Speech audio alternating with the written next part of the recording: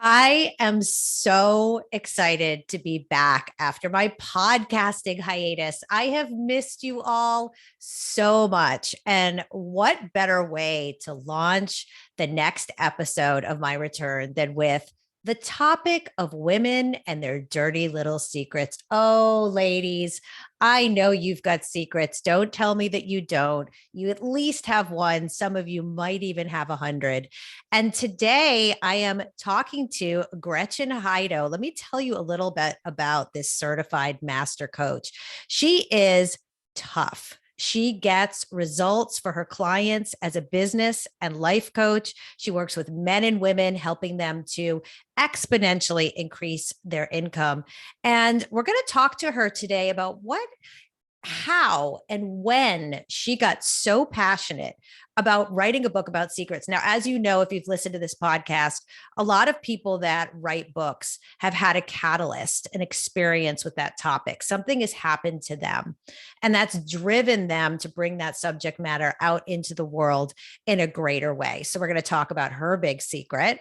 And we're going to talk about her wonderful 10-stage secret breaking system to help women get free of their dirty little secrets and be a new you. I mean, who doesn't want to be a new you? So good to have you here, Gretchen.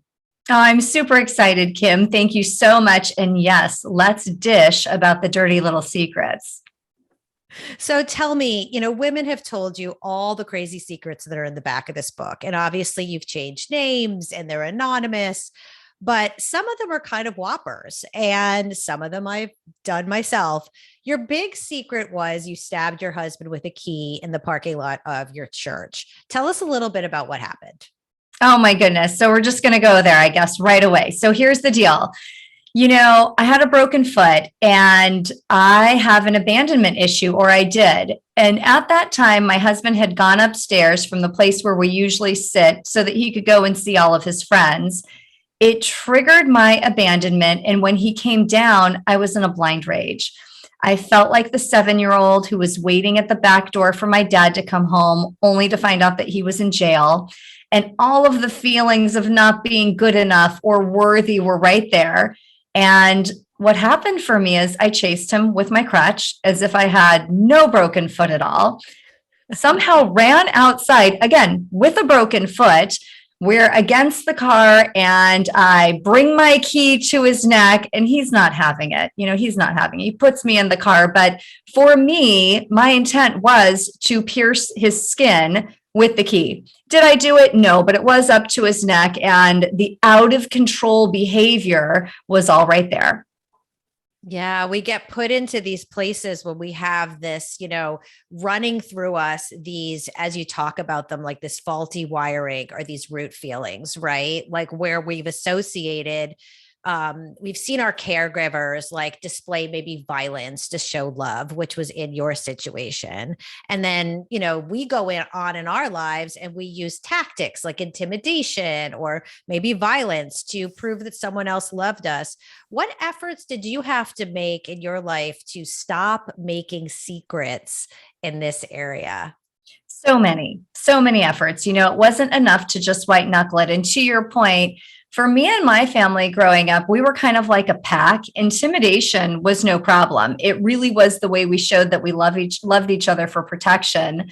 My dad one time showed up when my parents were newly divorced with a hatchet, and he was going to do whatever he was going to do to my mom's then sort of ex-boyfriend who was moving out.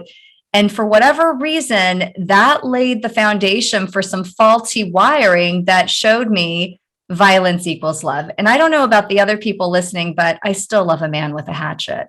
I don't even know.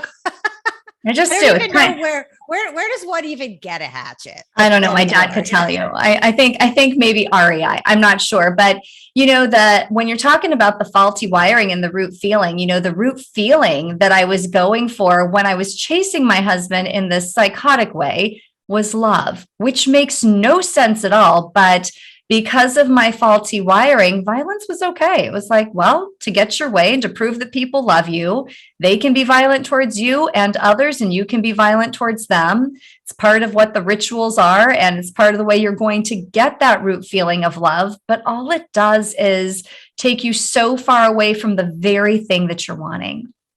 Right. Which is to be loved. Right. And we make it so complicated as women. We think we have to jump through all these hoops and do all these shenanigans to be loved or feel safe. And then at the end of the day, we've now, the infidelity and like I love some of the secrets that you have in the book, slept with the UPS guy, used your roommate's dildo. That's one of my that one really still gets me, stole grapes at the supermarket, which is, a classic one. And so P.S. Those are not my secrets. Those are the secrets. I'm like, and P.S. I will take the credit for the stabbing. I will not take credit for using the roommate's vibrator. Yeah, we're gonna leave that on another woman. Exactly. So when was it you realized, like, you've heard this whole list of secrets in the back, and some of them, I don't mean to like laugh, some of these secrets that women are keeping are they're sad and they're tough and they're emotional and they're deep. And, so I don't want to downplay like the value of the healing that we need to do when we're making these secrets. When is it that you realized you needed to do something about secret keeping for everyone?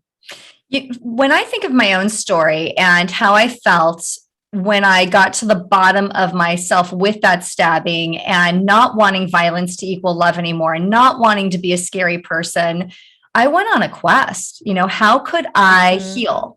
There wasn't a lot that was offered to me. There just wasn't. There weren't very many resources out there. Right. There's just not. I read some books. I tried to find myself, but what I really needed was to figure out a system to help me be able to stand on my feet and in that new year that you're talking about. And so with all of the women that I have coached, even men too, that I've heard their secrets, but mostly women, it became very apparent that this was missing in the world and that so many women were living smaller lives, not stepping into who they were born to be or living out that intentional ripple and creating what they came here, their God-given right of what they're supposed to do, because they were hiding underneath the shame of their secrets. And that's why I created my system. I have definitely not seen this on a bookshelf at Barnes and Noble. I've seen, you can meditate your way to, happiness or, the 5-second rule or like all these other solutions. But if we haven't done the excavation within of what we're holding on to, that's just like almost like painting over the cracks. You know what I mean? We're not solving the bigger problem. So your book takes the women through this, 10-stage system, which I love. And I'm so grateful as your book coach that I was able to witness this unfolding week after week. And we went back and forth when you were writing the chapter and the stage on faith, right? I was like, faith, and how does it play? And like, we didn't really want to like proselytize to people. Why is faith so important in this system? And I remember us going back and forth. So here's the deal with faith. It's the cornerstone for everything when it comes to your healing with secrets. And it can be a God of your own understanding. Whatever you want to call it, it doesn't make a difference, but you have to have faith in something bigger than yourself. And the reason for that is our own thinking helped us to become secret keepers. My own thinking, my own best thinking had me creating a stabbing in a church. A big church, by the way, in the middle of Bel Air. So like, let's not forget that. It had other women smoking weed with their 13-year-old daughter. Our best thinking needs to be restored. And the only way to do that is to do that with the power of something outside of you. The other part too is we have to believe and partner with a power greater than ourselves in order to get new thoughts coming in.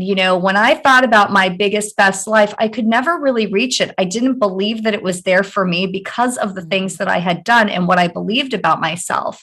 But with faith and with the the setting right of my belief system, the setting right of who I am at my reset before I kept secrets, it's all there. And it's like, no, Gretchen, no other woman out there. You can live this great big life. It is available to you, but you can't do it with your own thinking. You just can't. You can't think your way out of your secrets. Right. Absolutely. No, I think that's beautiful. And if you have faith in who you are and who you can become and how you can be set free, that's when we can engage what you call the ripple effect, which is a Yeah. byproduct of women working through your system. Tell us a little bit more about the ripple effect. So the ripple effect is your purpose. When you think about what you're here to do, and everyone has something different, it's the reason that you were put on the earth. And so this is big. It's also the way that you show up in a room. So if you show up and you're magnetic and you're in a good mood, other people catch your ripple. If you show up and you're pissed off and you've had a bad day and you flip the guy off on the freeway or whatever it is, people feel that ripple as well. But our ripple touches others. And what I'm always the most concerned with is when I touch somebody else, what's the ripple that I'm helping them to create? What's that juice? Who are they meant to be? So our ripple is so important. And that's why secret keeping has to stop. We do not create our intentional ripple effect unless we get rid of the shame and the bondage of our secrets. I agree with that. Absolutely. So let's talk about writing this book because we talk about writing on this show. And we had a very strong collaboration. You were a writer, very willing to take direction. Why don't you tell me a little bit about I'm sure the audience wants to know this too, because people are always saying, what's a book coach? What's it like to be coached as a coach through a process, through this book? Ooh. So to be coached as a coach through this process, here's the deal. Yeah. Okay. So here's the deal. For me, it wasn't as hard because I trusted you. So for anyone hiring any sort of a coach, you have to believe that that person can take you to where you want to go. But I was willing to show up 155% to get my book out there.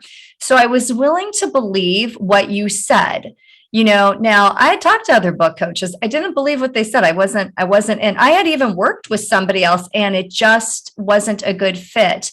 So for me, the process was a lot of letting go of my ego and knowing that I had gotten myself as far as I could get with my dream and my vision, but that I couldn't get it over the finish line. And I didn't know why. Having someone to lay out a process for me to help me figure out what to do, which week, what needed to be done, and to have actual deadlines relaxed my thinking so that I could take up the space in writing. Without that organization, I'd been on a hamster wheel of like, okay, well, I'll write here and then I'll try to do this many pages and I think I'll have this. But when you're working with a coach, when you're working with Kim, not a coach, when you're working with Kim, it's very laid out and you were strict. It was like, you're going to get this done. And here's the way this is going to happen. But I had to show up equally as willing to do the work. Working with you really changed my whole life. Oh, thank you so much for saying that. I It's appreciate true. that. Were there any moments? I mean, you were very confident most of the time writing this book because you believe so much in what you have to share. But were there any moments in the process of time where you were writing that you had doubts in yourself as a writer? So it wasn't in myself as a writer, it was in my story. If I tell somebody that I have stabbed someone, and then, you and I went back and forth, well, I didn't really stab him, but in my head, I stabbed him. Can I say I stabbed him? Are people going to hire me? Are they going to fire me? Do I have credibility as a coach? That's where it came in. And the getting it to the finish line of, is it good enough? There was some of that does the world need another book? There's so many books out there, but even when I went to look on the shelves, it was still really, yes, the world does need this book. My biggest part was just oh my gosh, if I tell the truth on this, how am I going to look? But that's exactly why I have to tell the truth on it, is to show other women that, like you said, mine is a whopper of a secret. If I can tell it, you can tell it. Yeah, I agree with that. And also, one thing I want to say is that while you're writing this book, you were not just writing this book, you're running a full-time coaching business. You have a very active life with your husband and two sons. and you are traveling a bunch. You're also dealing with real world issues of like people, sick in your family. And I crack up because I remember when you texted me from Yosemite and you were like, oh my God, our whole family almost died in like a flash flood. And like for a minute, I was like, oh my God, I hope you're okay. And then I'm like, are you writing when you get back? But that's why it was so important to have you, is because left to my own devices, I almost died. I don't know if I'd pick up the book, or we did have people that got sick. I lost someone very, very important to me this year. Life circumstances can get in the way of our big dreams. And this is why coaches are so important with my own clients as well, that on our own, we can let circumstance dictate where we're going to go. But when you work with a coach, what you're saying is, I'm going to step out of my default life, which is the life that I have right now, that I'm going to continue to have, which is pretty good if I live this way. But if I want my created future where I am on the stage talking about secrets, helping women break through from shame, creating my year-long program, doing the TED Talk, then I have to lasso in that future. And the only way for me to do that was to co-create it with you. Right. And we did. We co-created something that I think is amazing. Now you're planning on taking this content out in the world and having workshops, secret breaking workshops with women and men, right? It's going to be even bigger than just workshops. So what I want to do, it's a year-long program where I'm going to take a group of 12 women through the secret breaking system.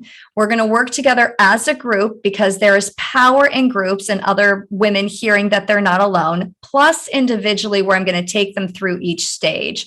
There's a retreat component of it where we're all going to meet together over a 3-day period. We're going to go through the different concepts, the individual component, and then the monthly group component as well.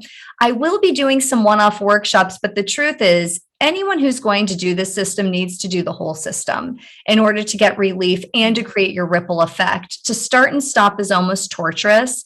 And we can start it on as small of a secret as necessary to get the wheels running. But the support for an entire year is saying yes to you and to really creating that new you and bringing her into the world. I'm so excited about that. I think it's going to be a huge success. And so we're just going to leave it at that. If there's women out there right now that are listening to this, that are holding on to those secrets and you know what they are, what would be your book's not out yet. So we're going to be looking for a publisher for your book in January. So the ladies have to hold tight, and the men too, but the ladies have to hold tight. What would be the one piece of advice today you would give a woman about her secret? You're not alone.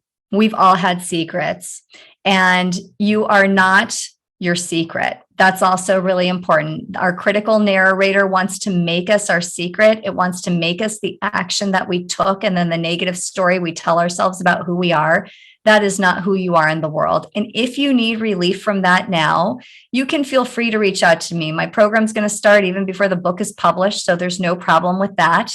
And the other thing with this too is start writing out your secret. Write it down to get it out of your body, to get some initial relief, and then we can talk. I'm so happy to bring women through this process. Thank you so much for being here today. I really appreciate all your time. It's been such a pleasure to work with you. Oh, you too, Kim. Thank you.